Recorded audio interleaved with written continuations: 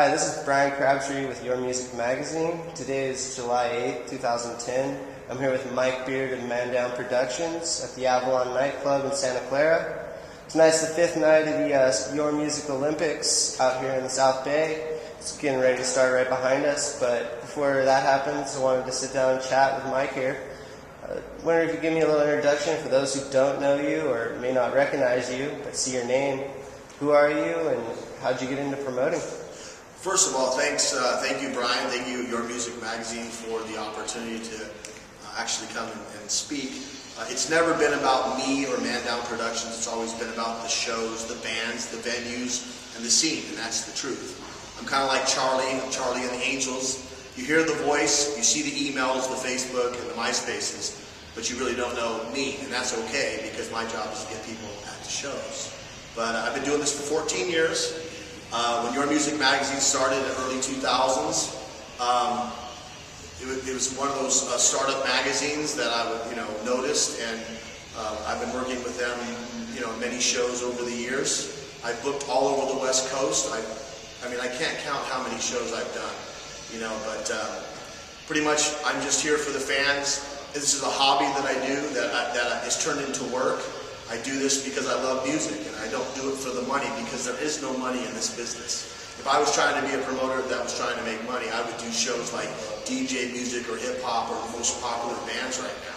But I really enjoy this type of music, so I'm kind of a fan. I got into it by accident. My brother's been a guitar player, Eric Beard, who's in Bomb and Scary, but he started playing back when I was in the 80s, and I was never good enough to play. So I didn't want to become a roadie. I didn't want to carry gear because it's a lot of work. So I was like, you know what, how do I get in for free? I meet chicks. So I said, I'm going to be a promoter. So I kind of started off doing that. And then it's just kind of evolved. And I've had helpers over the years, some really good people come and have gone, but I've pretty much been one person by myself because that's, in the end, you just have to rely on yourself. Yeah. And our history goes back a little bit. I first covered my first show with you was the Baptized in Beer tour about a year ago at the Voodoo, and been a regular kind of ever since. So it's been an interesting view of the style of music and stuff that you bring to the scene. You want to talk about the scene down here in San Jose? How long you've been around this scene in particular? Well, the thing is everybody keeps telling me the scene is dead. And I disagree, because if it was dead, Your Music Magazine wouldn't be here, Guitar Center wouldn't be here, all the promoters wouldn't be here. I believe that it's only dead if you believe it's dead. And I don't believe it's dead. There's always new bands evolving. If you go to Guitar Center, they're trying to buy guitars. You see, it's just a revolving door of the same music that we like. Some people say, oh, San Jose's dead, or whatever. It's not dead. If you believe it's dead, it's dead. This is my 14th year. I don't know how many shows I've booked. I've lost track. But I just continue to do this because I do love the music. I love the bands. It's like a pizza. I'm just one topping on a pizza. Some people may not like me, and that's just the way it is. But you've got video, you've got Your Music Magazine, you've got local college radio, you've got bands. We all have to work together to make this happen for the scene. Without you guys, without everybody helping each other, there's nothing. So, and another thing, if I don't have a venue to book at, there's no ManDown, there's no show. So it's kind of, we all help each other out. And I'm in no competition with nobody but myself. I don't care about other promoters, I do this for me and me only, and that's the truth. And there's people that like me, and there's people that don't like me. And I'm sorry that I can't book your brother, sister's brother's babysitter's band, but I just, I'm trying to do quality over quantity. I used to do a lot of local shows. That's where I kind of evolved, and then it became a national thing. So now I'm trying to do less is more. I want to book national bands with great local bands on great shows, and that's all I want to do, and I do it. And how's that working out for you? I see you pair a lot of national acts with local bands, and does it really help to draw out the scene and the support around the shows? Like I said, some of the bands get offended because there's a lot of great bands out there, don't get me wrong. There's a lot of Bay Area bands that I love personally, but there's business part of it where I only have so many shows and so many slots. And when it comes down to it, it's about numbers. At the end of the night, I have to please the owners of the venue with people coming to the venue. They've got to make their money. We've got to be able to pay the national bands, whether it's doing pre-sale tickets or whatever. At the end of the night, it's the promoter or the bands get blamed for the shows. So it's risky business. It is a risky business, but I'm okay with it. Like I said, I'm okay with it. I'd rather try than not try. That's the thing. I'm going to try. It's been a good pairing. I was at the Voodoo Lounge in San Jose, and I tried to start a scene there, and it was good for a while, but it kind of got sour. And the general manager told me that, if I don't like it, I can go somewhere else. And I want to thank him from the bottom of my heart. The general manager at the Voodoo, I want to thank him for giving me that advice, because it has worked out.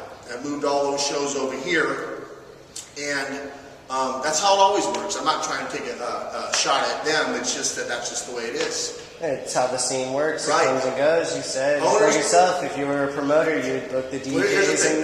If owners could do it themselves, they wouldn't need promoters like me. If the owners could do it themselves, they wouldn't need outside promoters. So they do need us. And there is, we're cockroaches, whatever you want to call us, but we're out there, so. But you also bring the bands to the venues and stuff along those lines. So there's a lot out there. Right. And the thing that's important for me is my relationship with people is very important. It really is. The bands are really important. The bands don't get paid a lot of money. There isn't a lot of money in this business. But I'm honest and I'm upfront, and I tell them straight up front, listen, this is what it's going to take to put a show together. If you want to play this national show, you got to sell some tickets and you got to promote. Some of you people see my Facebook, my MySpace, my emails, and I call people. I'm borderline spam, but I don't have a 30-minute set. I don't have a band. I don't have equipment. So my show and my 30-minute set for ManDown Productions is to tell people about the shows. And they're always like that. So it sounds like you do your job well then. Well, you have to, especially right now with the market being really bad. People only have so much money. So you're competing with all the other shows. And everything is on the internet. So you have to be able to continue to remind people every day that, hey, I've got a show coming up tomorrow. Spend your $10 here. That's what you have to let people know, because they're going to forget about it. And I just got to be on it. So over the years, just wanted to ask you, what are some of the top acts that you booked that have been your favorite, man? To be honest with you, the list is long. The top three. Well, some of them were local bands. That's fine. Some of them, great shows. Every national band was a local band at one time. So as far as bands, some of my local bands, Unjust, Finger Tight, most of them are disbanded. Insolence back in the day.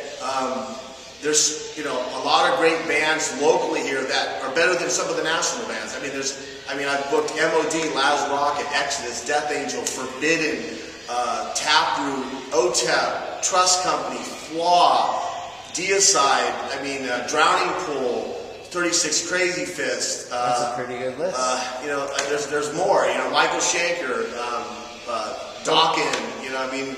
I can't even name them all. You kind of forget. Well, then can I ask you for the future, what are your big aspirations or your next big three acts that you would like to get here?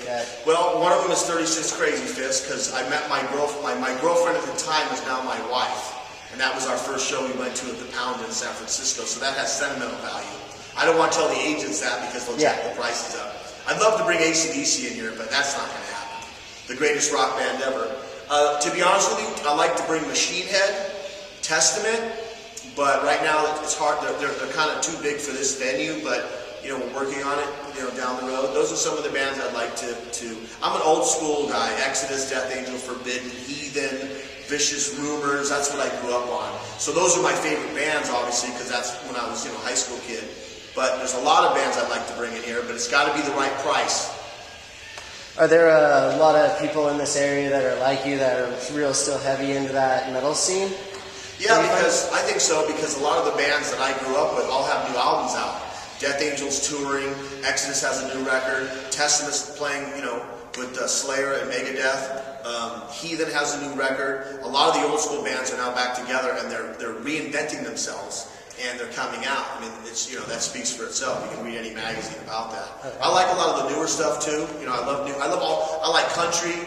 I like top 40. I love all kinds of music. I'm not the metal guy. It's just this music I like that I'm good at.